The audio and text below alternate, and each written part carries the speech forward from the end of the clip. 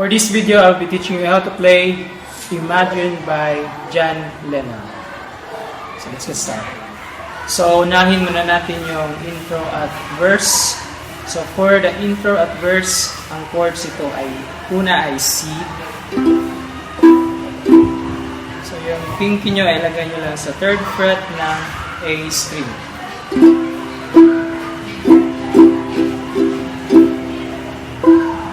Next na chord ay F. So, index finger, 1st fret ng E string, then middle finger, 2nd fret ng G string. C, then F.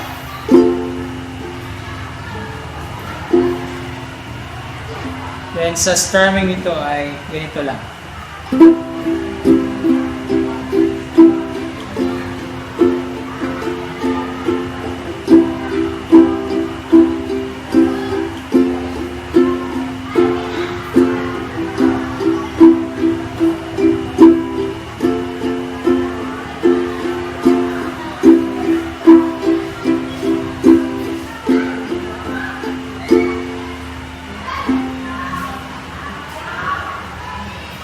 So yung intro ay gagawin nyo ang C at F twice. So ganito yung intro.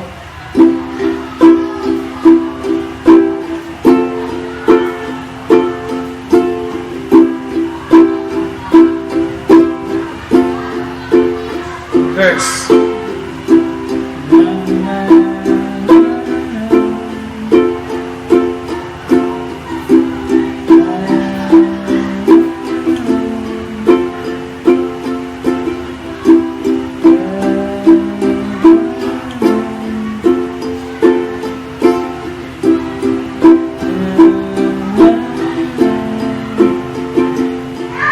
Next na part ay yung bridge.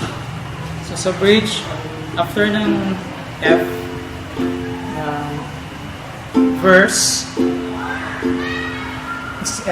same lang yung chord F, ang unang chord, yung bridge. Then sunod ay A minor. Ilagay nyo lang yung middle finger, 2nd fret ng G string. So from F, kunin nyo lang itong index finger, then it will be A minor.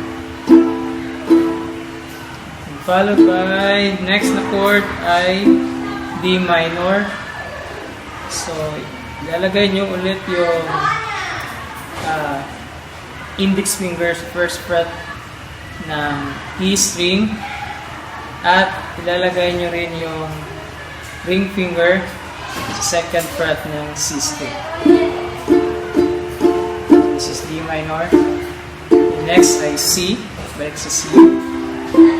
Katapos ng C ay G. So para lang itong D sa gitara. Then pagkatapos ng G ay G7.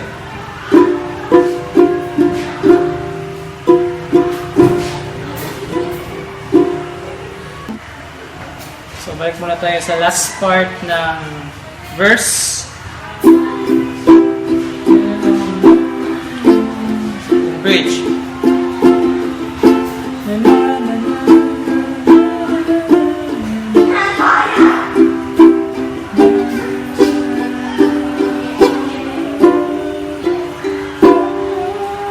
Back to C,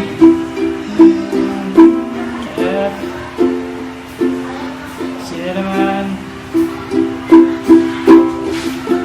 Pagkatapos naman ito ay yung bridge na naman, yung 2nd bridge. Then after ng bridge ay yung chorus.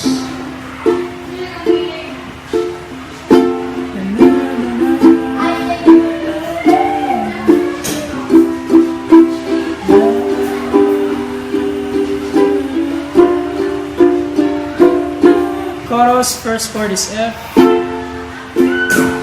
then G, then C, then E. So E, so parang siyang D pero nasa 4th fret.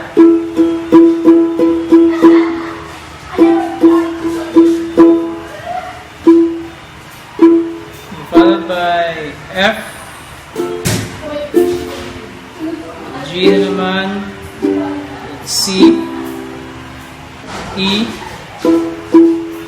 then last part is F, then G, and last is C.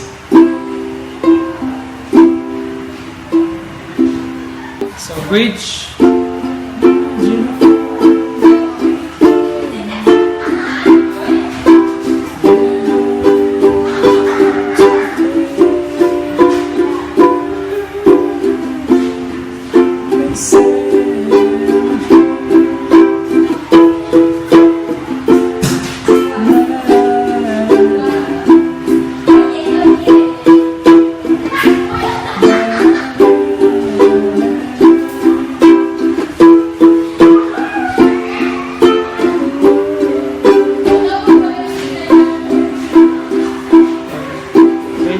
Verse na naman.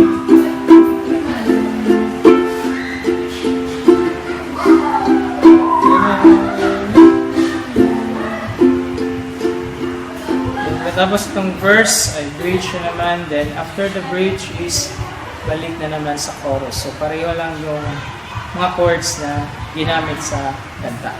So I hope this video helped you and see you next time.